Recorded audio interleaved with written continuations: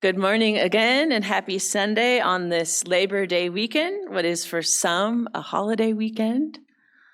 And we have a special guest with us too that we'll hear from about Labor Day. It's good to be with you, and I invite you now as we come to this part of our worship service to take some deeper breaths, to let yourself arrive a little more fully. The hope is that we tune in deeper to hear something beyond the surface, whatever it is that we need to hear today. So as you are moved, I invite you to join me in a spirit of prayer to prepare me and us for whatever we need to hear today. Gracious God, may the words of my mouth and the meditations of all our hearts be acceptable in your sight, our rock and our redeemer. Amen. She was running loose in a field, an adorable little black bulldog running loose because she was abandoned by her breeder. Abandoned because of the look of her face. You see, Baby, that's her name. Baby, my brother's dog, has a cleft palate. You might know that is a craniofacial anomaly where there's incomplete fusion of the structures of the upper lip. It's not entirely clear what causes this in humans or in dogs. And when my brother found Baby and brought her back to the breeder and asked why the puppy was discovered where she was, it was clear that Baby was left there on purpose. Because from the breeder's perspective, Baby's condition meant that she didn't look well made. And from the point of view of profit, she would never be able to be sold, therefore she was unworthy. And my brother told me that it hit him hard when he heard this. And while he really didn't need a dog, he brought her home, and I met Baby for the first time this summer. Baby is healthy and beautiful inside and out. She is happy and sensitive to the energy and hurts of humans. When there is a scraped knee among any one of the 5 kids, she will be among the first to notice. Or when there is an invisible hurt, she finds her way there too, somehow sensing the need. Sitting there as if in an act of solidarity, letting you know she's been through hurt too. As many of you know, for the last few weeks, we've been exploring what we can learn from plants and fungi, and thank you so much for all of the quotes and pictures and book recommendations you have sent my way. Over this month and into the first week of October, when we bless them, we will shift our exploration to what we can learn from the animals. What lessons do they have for us if we are open to them? And today, as we consider these texts and these questions, I think one of the first lessons that we can learn is unconditional love.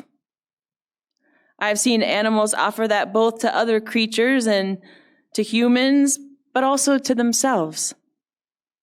And I don't mean high self-esteem. What I mean is that unshakable feeling of worth. What I mean is living without a doubt that how you showed up here on planet Earth is beautiful. And that your life and presence here at this time, in this place, matters. Or in the way that the psalmist says it, living as if we are without question wonderfully made. Do you feel that way? No? Yes? I know I struggle to feel that way sometimes. To me, believing we are wonderfully made doesn't mean that we believe we are without limitations. God knows that isn't true for any of us. But what if the combination that makes each of us up really is special? Really is beautiful just as we are? What if our set of cells in this arrangement might not ever exist like this again? What if there will never be another you in the history of the cosmos? Does that make a difference to you?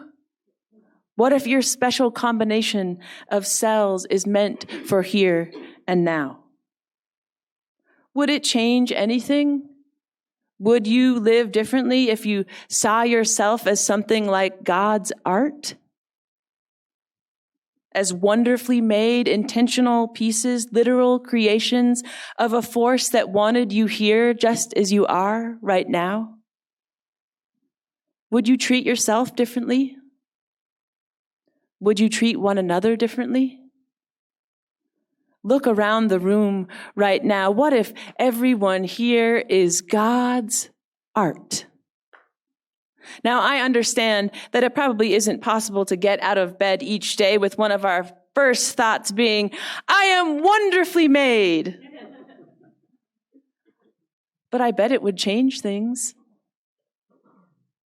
Would it change anything for you if you saw yourself as something the divine force wanted here, now, like this? What if there is a purpose that comes with your unique combination of you? And what if when we collectively, all of us, are living our purpose, living out whoever we came here to be, what if that helps all of us find the thing we came to live for? Thomas Merton wrote, if you want to identify me, ask me not where I live, or what I like to eat, or how I comb my hair, but ask me what I'm living for, in detail. Ask me what I think is keeping me from living fully for the thing I want to live for. Are you living without a doubt that you showed up here as you are, as a beautiful creation of God? Are you living as wonderfully made? I know that the world sends messages that not all of how we are made is wonderful or beautiful. But what would it look like if each of us held and harnessed unconditional love for ourselves just as we are? I have struggled with that for myself, but I see with time and intention a peace that comes when we find that love that is totally immovable by whatever's going on in the world. I think of baby and all of the creatures and communities that we humans have decided are not, in fact, wonderfully made. But that's wrong. And I love that part of the gift we give one another as being a part of spiritual community is reminding each one of us, you are wonderfully made. We are told and sold and made to feel like we can buy our way out of not feeling wonderfully made, but it is internal. That joy that cannot be taken away. And here we remember that each of us are wonderfully made. And as we heard from Cheryl Strayed, we put ourselves in the way of beauty, living deeper into whoever it is we are called to be with our own lives. Beloved of God, know that you are loved as you are, that you are beautifully, fearfully, wonderfully made. You are mysterious, irrevocable, and sacred. May this be true for each of us. Amen. And let us tune in now for a time of communal silence.